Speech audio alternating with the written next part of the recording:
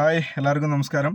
നമ്മളിന്ന് സംസാരിക്കുന്നത് health related ആയിട്ടുള്ള കുറച്ച് കാര്യങ്ങളാണ് കേട്ടോ. വിച്ച് മീൻസ് നമ്മളൊരു ഒരു എമർജൻസി സിറ്റുവേഷൻ വന്നു കഴിഞ്ഞാൽ ഏത് ഹോസ്പിറ്റൽ, ഏത് കാറ്റഗറി ഹോസ്പിറ്റൽ നമ്മൾ സെലക്ട് ചെയ്യണം എന്ന രീതിയിലാണ് എന്നൊരു സബ്ജക്റ്റാണ് നമ്മൾ ഇന്ന് സംസാരിക്കുന്നത്.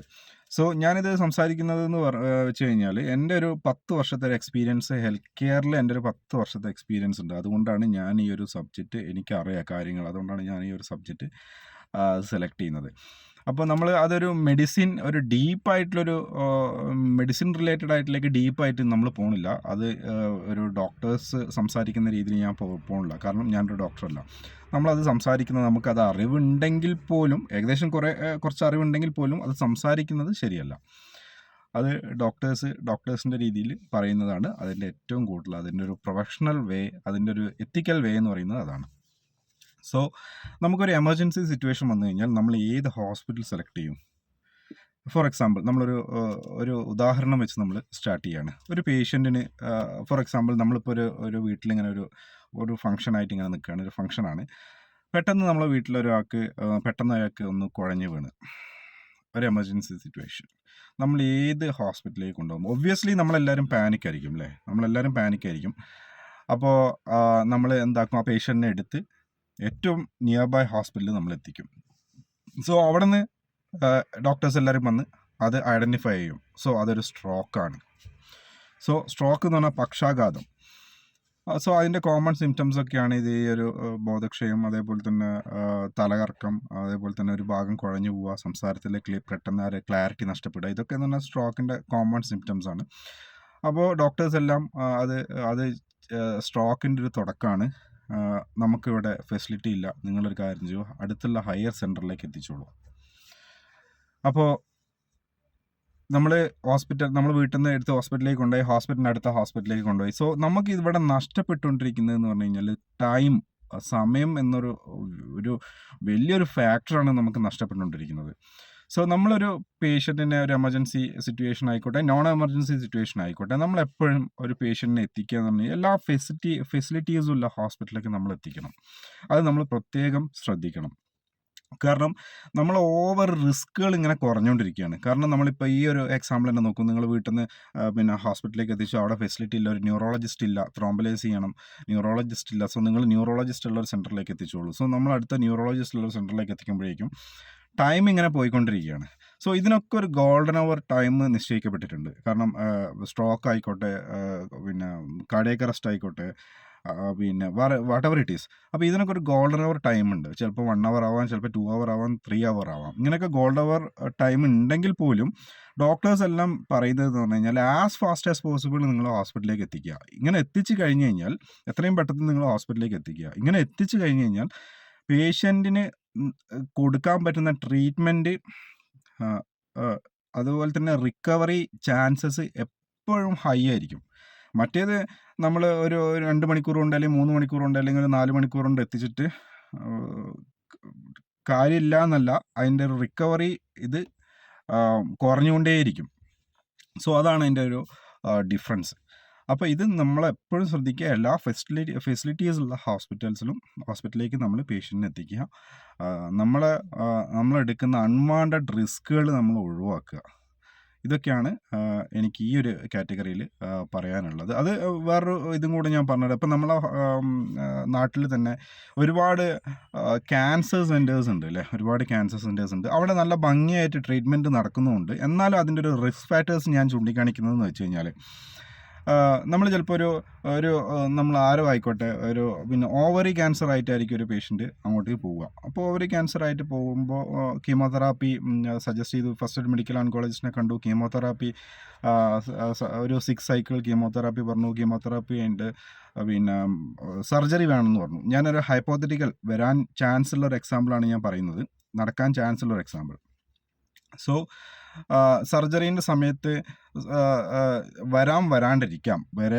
വരാണ്ടിരിക്കട്ടെ, പക്ഷേ സർജറീൻ്റെ സമയത്ത് ചിലപ്പോൾ ഒരു കാർഡിയാക് അറസ്റ്റ് അല്ലെങ്കിൽ ഒരു ഇൻറ്റേർണൽ ബ്ലീഡിങ് വന്നു കഴിഞ്ഞാൽ ഈ ഒരു എക്സ്ക്ലൂസീവ് സെൻറ്ററിൽ എന്തായാലും ഒരു കാർഡിയോളജിസ്റ്റ് വിസിറ്റിംഗ് കൺസൾട്ടൻ്റ് ആയിരിക്കും. അതുപോലെ തന്നെ ഇൻ്റർവെൻഷണൽ റേഡിയോളജിസ്റ്റ് വിസിറ്റിംഗ് കൺസൾട്ടൻ്റ് ആയിരിക്കും.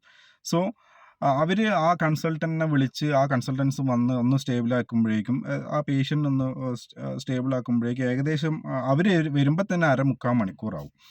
സോ അവിടെയും നമുക്ക് കൊണ്ടിരിക്കുന്നത് നഷ്ടം ആവുന്നത് ടൈമാണ്. ഈ ടൈം എന്ന് പറഞ്ഞൊരു സംഭവമാണ് നമുക്ക് നഷ്ടമാവുന്നത്. സോ ഇൻസ്റ്റെഡ് ഓഫ് ദാറ്റ് നമ്മൾ ഈ ഒരു അതിന് പകരം നമ്മൾ ഒരു മൾട്ടി സ്പെഷ്യാലിറ്റി ഹോസ്പിറ്റലിലേക്ക്, എല്ലാ ഫെസിലിറ്റി ഉള്ള ഹോസ്പിറ്റലിലേക്ക്, കാർഡിയോളജി ഉണ്ടാവും, പിന്നെ ക്യാൻസറിൻ്റെ ഓൺകോളജി ഇൻസ്റ്റിറ്റ്യൂഷൻ ആയിരിക്കും, ന്യൂറോളജിസ്റ്റ് ഉണ്ടാവും, എല്ലാ ജനറൽ സ്പെഷ്യാലിറ്റിയും സൂപ്പർ സ്പെഷ്യാലിറ്റി എല്ലാം ഉള്ള ഒരു ഹോസ്പിറ്റലാണെങ്കിൽ ഈ ഒരു പ്രശ്നം നമുക്ക് ബാധിക്കില്ല. കാരണം ഞാൻ സർജറീൻ്റെ ഇടയ്ക്ക് ഒരു വാർ റൂം പോലെ ആയിരിക്കും അത്. സർജറീൻ്റെ ഇടയിൽ എന്തെങ്കിലും ബുദ്ധിമുട്ട് വന്നു കഴിഞ്ഞാൽ അപ്പം തന്നെ എല്ലാ സൈഡിൽ നിന്നും ഒരു കോൺസെൻട്രേഷൻ ഇതിലേക്ക് ഉണ്ടാവും. അപ്പോൾ നമുക്ക് എന്താവും, കൂടുതൽ ടൈം നമുക്ക് പിന്നെ നഷ്ടപ്പെടാണ്ട് സൂക്ഷിക്കും. അതുപോലെ തന്നെ പേഷ്യൻ്റ് റിക്കവറി ചാൻസസ് കൂടുതലായിരിക്കും.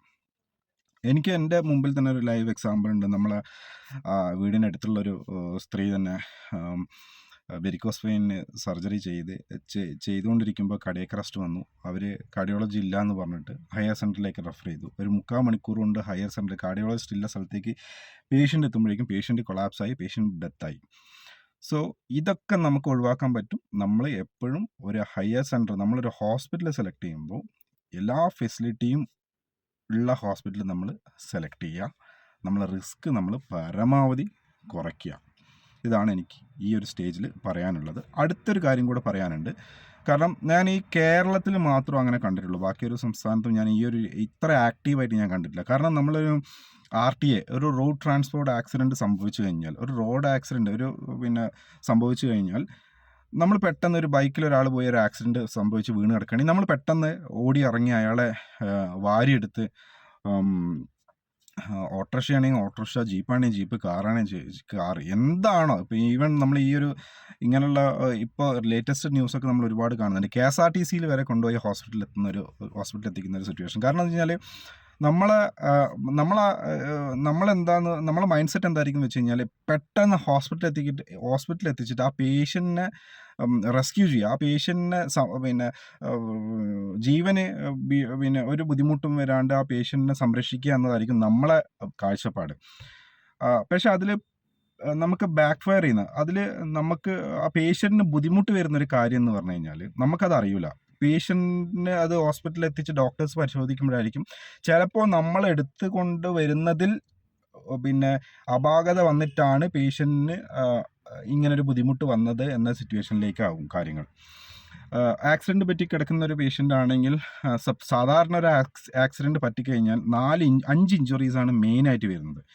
ഒന്ന് ബ്രെയിൻ ഇഞ്ചുറി, 2 എന്ന് പറഞ്ഞു കഴിഞ്ഞാൽ സെർവിക്കൽ സ്പൈൻ ഫ്രാക്ചർ, നമ്മളിവിടുത്തെ സ്പൈനിൻ്റെ ഫ്രാക്ചർ, 3-മത്തേന്ന് പറഞ്ഞു കഴിഞ്ഞാൽ ഇൻറ്റേർണൽ ബ്ലീഡിങ്, 4-മത്തേന്ന് പറഞ്ഞാൽ ടെൻഷൻ ന്യൂമോതൊറാക്സ്, 5-മത്തേന്ന് പറഞ്ഞു കഴിഞ്ഞാൽ ലോങ് ബോൺ ഫ്രാക്ചർ.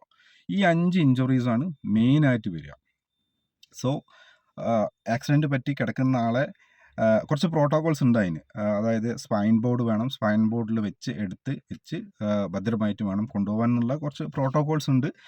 അപ്പോൾ ഇത് നിങ്ങൾ ശ്രദ്ധിക്കുക. വാരി എടുക്കുമ്പോൾ എങ്ങനെയാണ് പേഷ്യൻ്റ് കിടക്കുന്നത്, ഏത് രീതിയിലാണ് പേഷ്യൻ്റ് കിടക്കുന്നത് നോക്കുക.